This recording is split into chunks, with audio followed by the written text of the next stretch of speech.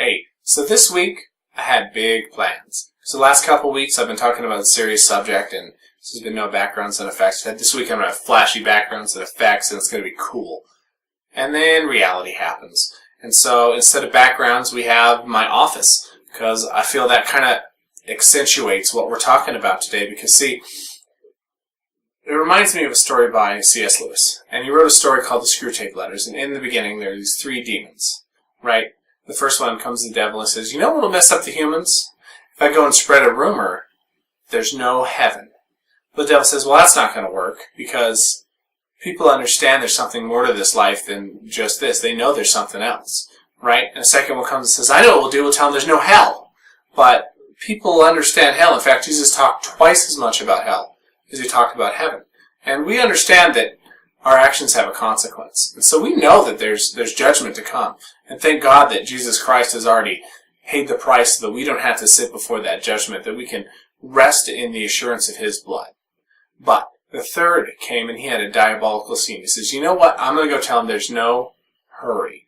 And see, when we forget the importance and the dire need of the good work of the Lord, we can get so wrapped up in our day-to-day lives that the busyness steals away our purpose in life. And we've got to remember, see, we read this last week in Timothy. It says, soldiers don't get tied up in the affairs of civilian life, for then they cannot please the officer who enlisted them.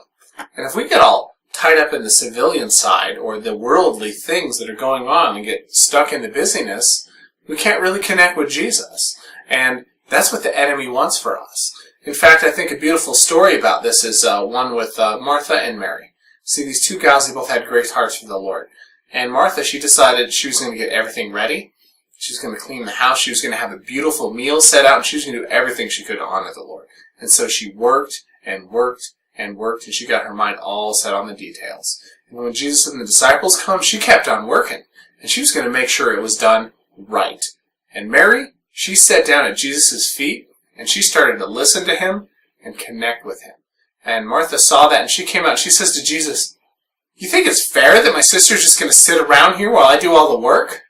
And Jesus, his reply is amazing and really puts us into perspective here. He says, but the Lord said to her, dear Martha, you were so worried and upset over all these details. There's only one thing worth being concerned about.